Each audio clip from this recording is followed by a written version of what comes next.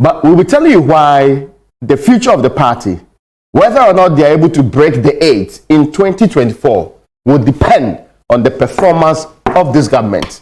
That is the crux of our engagement. We will give you the reasons why breaking the 8 is heavily dependent on what the current government led by President Nana Dankwa Akufo-Addo will do. So JFK, there are other people on board. Chairman in team, 5-time winner, super motivator. I mean, 4-time loser. So 5th-time winner. Yes, I almost said 5-time winner. 5th-time winner. So the man and his team, that's bringing some fresh interest in the activities of the party.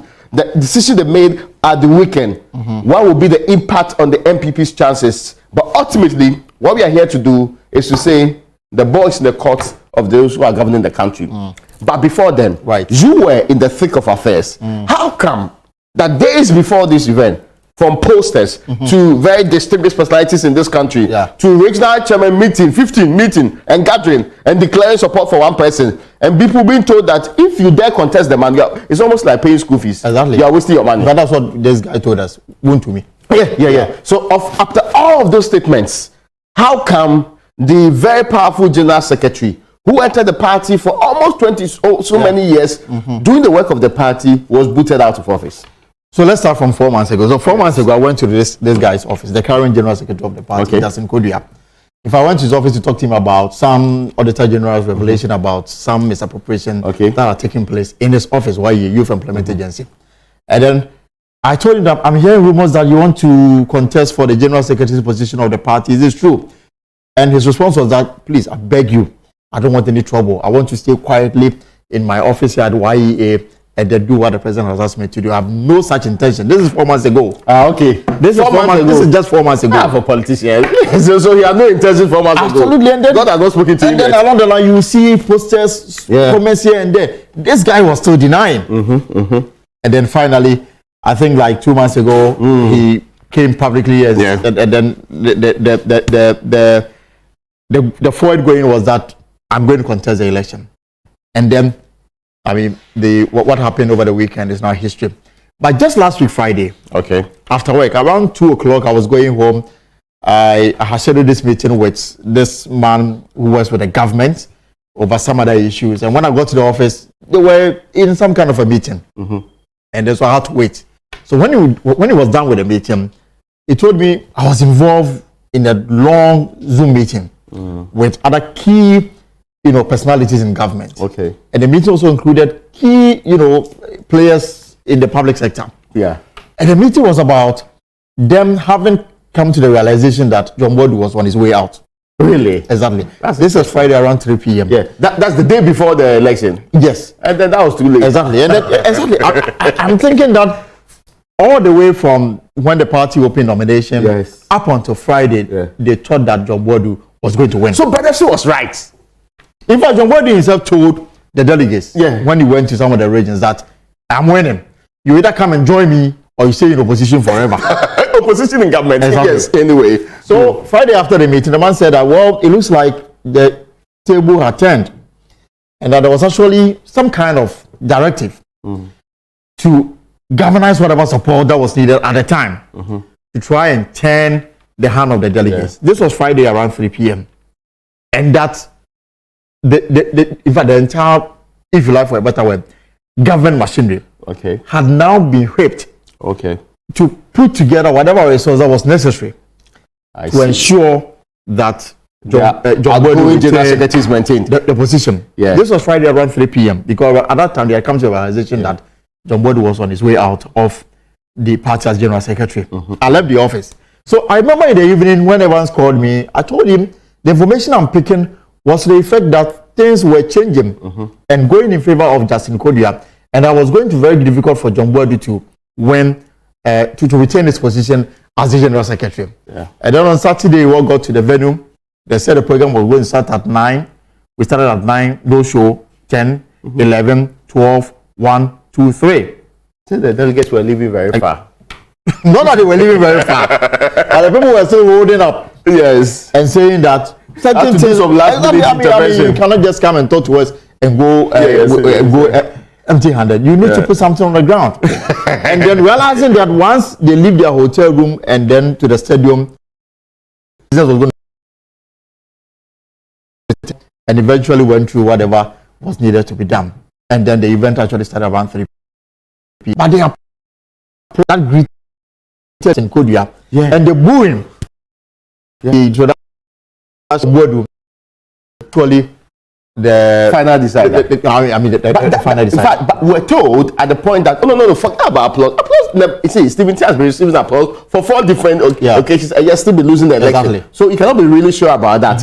We're also told that the future of the party will not be given to a new person, somebody who rarely had not been in the thick of affairs of the party for long. So as for applause, young men can applaud their own. In fact, I told the deciders, they said that these are not delegates; they are just people who came to witness the thing, and that the delegates are different from the people applauding you. You may get applause, but may not win the election. In fact, that's not what I told Joseph Akable. Yeah, people who are applauding may not be delegates after all. So if you get fooled by the applause, you might end up on the losing side. But in this case, it turned out to be the way the applause came. And indeed, when Peter McMahon announced that somebody had secured an just of Tescom and some other organs were not going to vote, the applause on the side of John Body supporters became even louder, because the assumption at that time was that the Tescom guys were going to vote for Justin Kodia. So we were there all the way up to 5 a.m. and I guess the result indicated action was going to change. But for the chairmanship, it was pretty obvious that Stephen T 5th time lucky. And for now, we can clearly say that the party people decided to reward him for his long service, dedication to the flag bearer, to the which until Saturday for the 5th time, and I eventually won. So that is how Saturday went. It's interesting, right? I mean, all of these things about national situation is supposed to be, it appeared the people went against to kick the man out. What had he done wrong? Complain about not be able to complain about he changing from what used to be the lovely person they all engage as organizer, then all of a sudden becoming general secretary and doing all the things in the party, and even understands that he is very much unreachable to the who pay him back. Right. But all of this put together, was it enough for them to go against their own party leadership at every level? Choice. I heard people saying that, right, if the guy who's paying your school fees, who is taking care of you, says go and vote for somebody, and you're refusing to vote for the person, you go and make your decision. Exactly. When you're done with the decision, you come back and see who's going to feed you. So all of those things were said, but still the people opposed it. What had John Bodu done so? Apart from the fact that the argument against him before the conference was that he was arrogant, he was unreachable, and he was never seen in the office. That was the issues against him. And then the display of more arrogance when he told some of the delegates that he was actually on his way to be retained as general secretary. Yeah. So it was in their own interest. Join the ruling team. It was in their own interest to join him. But how do you say that? Exactly. So you see, you must have thought you have so much control of the levers of the party. So every level is under your direct control. So Raymond, John Bodu, as far as John Bodu is concerned, his has been a service to the MPP. Yeah. From youth organizer, from the constituency to national organizer. When Kwabena Japan was, booted out of the party, he was acting secretary. Yes. But I was just saying that if you want you give him power or money. In any case, this is absolute power or money. Exactly. So a party that will be in opposition with an organizer that will suddenly find himself in power. The combination of the two, and then you realize that the true measure of that person come into full glare, and then so the people themselves were quite clear in their mind had disrespect, but disrespect, and for that reason, the only way to demonstrate our anger towards him, and that's exactly what transpired in the election itself. So you realize that if the establishment had resourced him, and you had 15 chairmen together with Chairman Woon to be support for him, you had some ministers, Fred Blay himself, who was outgoing was seen at John Boadu's campaign launch, together with almost everybody who matters most in the party. So the institution or the establishment had made it clear it is either John Boadu or nobody. Yeah. But the party people had their own, and they made it clear the way they voted. And I remember someone come and formally meet the new executive whilst he was walking all the way to the platform. The noise, I mean, the people who were just close. We've done our own reshuffle in the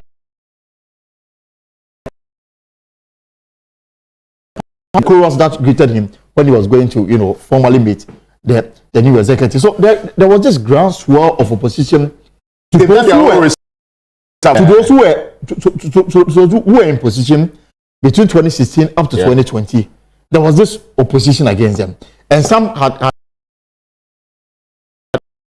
people like Nanabi had come up against somebody more, vibrant in this case, because Tatos Glover himself, even before the contest got underway, had made it clear that I was going for general secretary. The organizers. There was also clarity around him. Yet he won almost 14 out of the 16 regions. That's an right. So, but then Ashanti alone could carry Nanabi through the election in a very interesting manner. Else was Nanabi our objective of the very things that we have complained about John Boadu? That's a version of it, or it was you for now. Stay. We'll see what we do with you in the future. In fact, after the 2020 election, I remember I spoke to Samuel before he came up with the decision that he was no longer going to contest the national organizer position of the party. And his assessment of their leadership at the time was that, I mean, looking at the outcome of the 2020 election, that was one of the reasons why he decided that he wouldn't seek re-election, and that he was getting out of the so the signals earlier. He had actually done his own analysis that they were not so popular. Came in the on constituencies across the country, which resulted in the party losing so many parliamentary seats. Seats, so that they return to the owners. And I'm told that Freddie Blair also made similar comments to some people. Can you believe that? We only took them temporarily, so we brought them back to the people. Exactly. I mean, you won the election. You won and seats alongside that, but you're saying that you took them temporarily and returned them, which means that your expectation was that Akufa were going to lose the prime. How can you say I just want to see this? Can you say or can't quit off or something is a bonus seat? So clearly. To analyze what had gone wrong, leading to their them losing so many seats in the 2020 election. And just like Justin Kudias and run up to the election, the party was yet to even do proper analysis. Factors. I mean, their party surrounding the leadership of the party was at play, and I'm sure that those who came in default. Can we boldly say today that the MPP is happy with the current leadership, so they'll be willing to go out, campaign, push hard, and try to break the eight with this group? Is that something that we will imagine between Stephen and Tim and Asamoah Boateng? It tells you that people or the delegates, they have absolute confidence in the ability of Stephen and Tim to lead a new phase of the MPP at the party level. And then you have a new general secretary who is yet to be in 14 of them. People overlooked the experience and everything that John Boadu represents. Give the nod, the chief executive officer of the party, somebody who until experience in terms of leadership at the party level. At the highest level. Apart from the fact that he was once a regional youth organizer in the Ashanti region. Fair deal. They came to the conclusion that we'll give the position to this party, this president, even if they are different,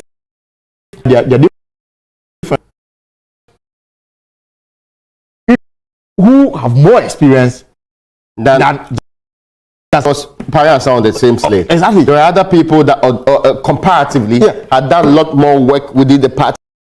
But the same pair of hands to transition into a moment like that. Exactly. You will look at either Opariansa or the others. Yet they decided that they will go with Justin Kodua. Now, over the years, we have had, whenever the NDC had won elections, you take out President Rawlings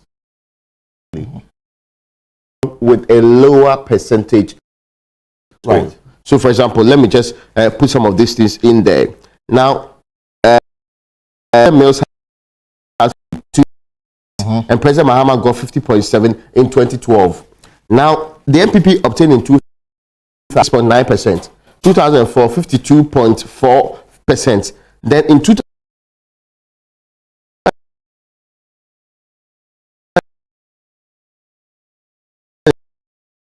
trying to, you might have this, but the next few years, that's for a government that's already having effects of inflation with the debt situation we have in the country, a government that may be in very stricter terms, the biggest headache this government, whether or not break the 8, no matter who is leading the election, will depend on the conduct of the party today. Of course, will depend on whether government is able to do enough to convince the people that with this.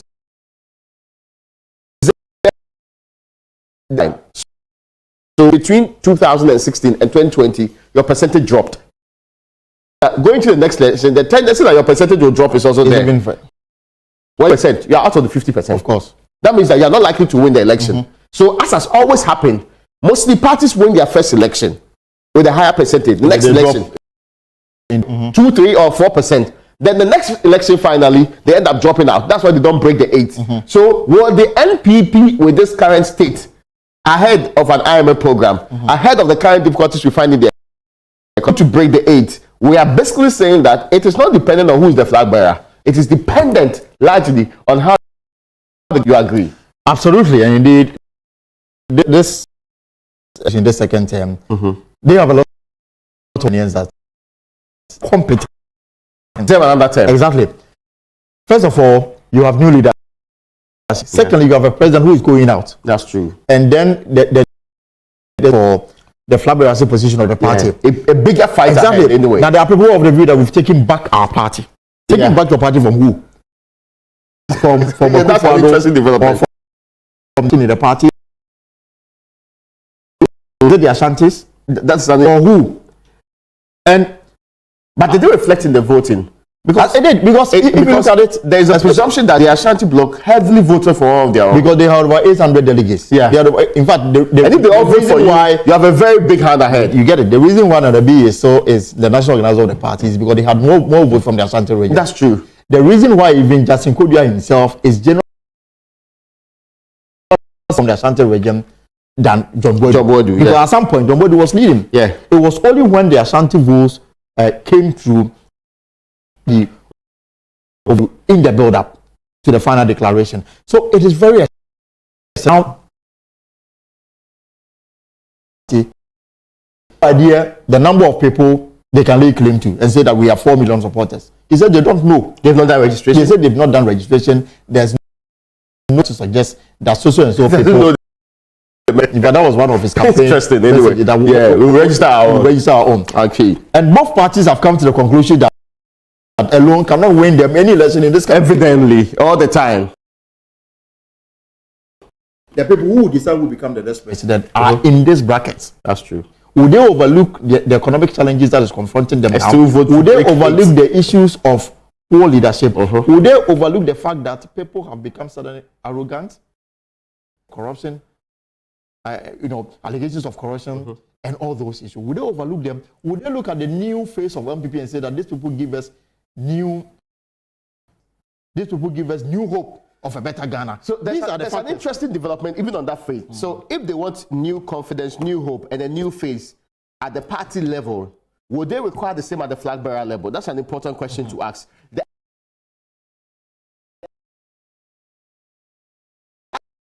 In 2008, that led to that today. One, inflation was not like it is today. No. Two, we were not at the like we have at this today. No. Very terrible as we find it today.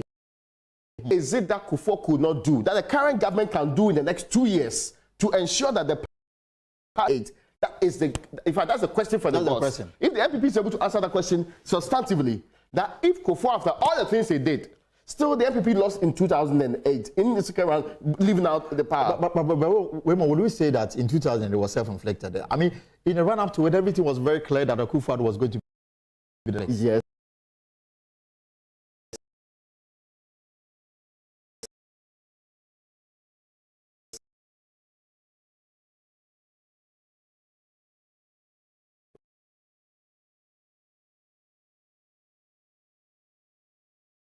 Analyzes the taxi drivers.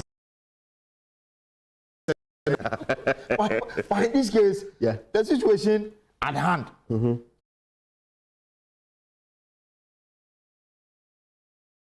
We're doing really the situation in the country. It could be an important reason why people have decided to abandon governments. Yeah, because it is their life and what's their 100%. People don't care about the politics of the day until it affects them extremely. And this is the current situation where inflation is almost 30%. All indicators, now we are at the level. It's the reasons why I mean we are. If you are begging Parliament for 750.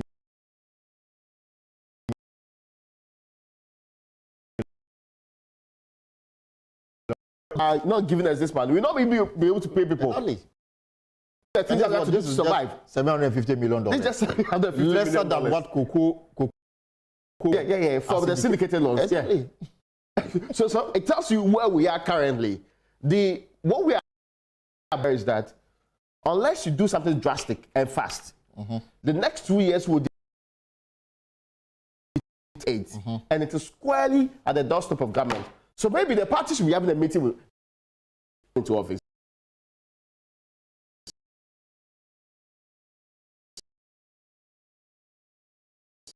It is. One of the things that happens is that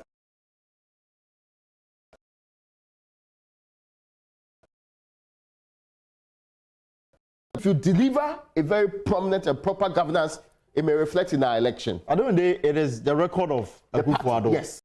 Go to and Akufo-Addo, I mean, he also conducts himself from now till 20. Very key. And how the president, collaborate with whoever becomes the flag bearer. Is it going to be Alan or Bawumia? So that's another interesting dynamic. If it is Alan, will the president be so willing to support, to do it, promote, going into this next Akufo?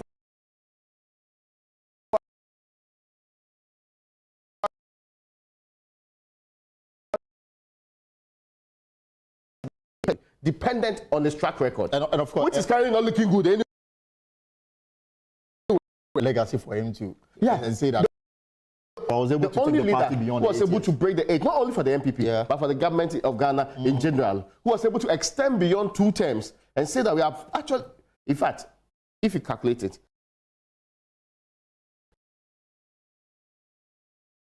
for another 8 years, back for another 8 years, then the MPP has done another 8 years, 16 years for each of these governments. Right. Absolutely. Yes, as the most in this republic. And would it be the MPP? Because incumbency helps you. When you're in office, you command resources, you command a lot of things. You to you to deliver. You're right. Because now they face our situation. Waiting for what you're going to do. Will this government be able to overcome all of this and still break the 8?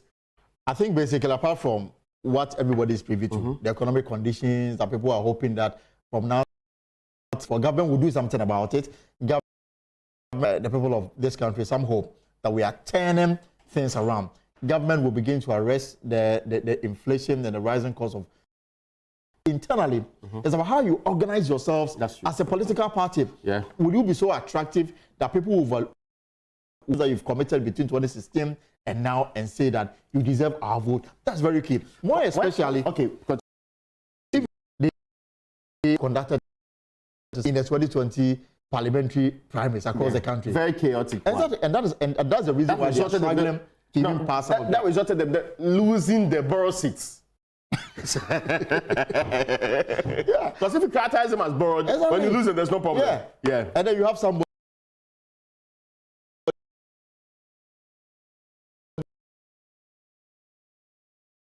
Speaker of Ghana's parliament, and then that person now becomes your savior in the house. If I would, you have to go and bring people from the hospital. You have to be begging the runaway, the MP who is. She decided not to help you out. You are in danger. So anyway. it is very important how they organize themselves internally in respectable positions, and how those comments may be a suggestive of the party. Already, if you go on Twitter, there's somebody in leadership position in Parliament. Yeah. On the check the kind of things he posts on Twitter. Yeah. And it clearly tells you to become the flag bearer of the party. Yeah. The front is already divided. You get it. So then if you I mean, when they go to their conferences, that's the same message they'll sell to their people. Is it going to bring about unity or disunity? So you only win when everybody's behind you. You cannot expect to run somebody down. You expect that it will not happen going into the future. What I've actually put down, and these are important issues. Unemployment will be a key decider in the next election. It is the government that will fix that problem. Dealing with corruption will be a key decider. It's the government that will fix.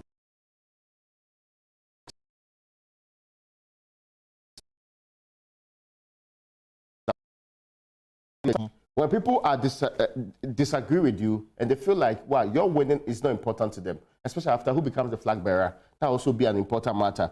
In fact, the party struggles you are talking about today, on your way that you have,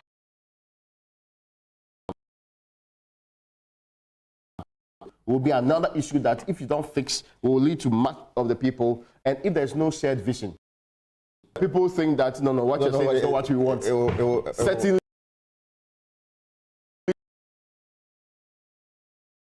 fix it. Well, we are unable to tell. Well, it's a big issue, and they know that. I mean, now the whole tell people stories and get away with it anyway. I mean, I think they themselves should look at the things they post on social media and the comments that follow. Yeah, the anger in the system. Exactly. There's a lot of desperation. There's a lot of exasperation. All of this ought to be resolved. In fact, if you don't resolve for everybody, resolve for so that if you want to really win, you stand a fighting chance of winning going into. So that's it. It's in the court of the NPP, and like you have said, to bring the aid.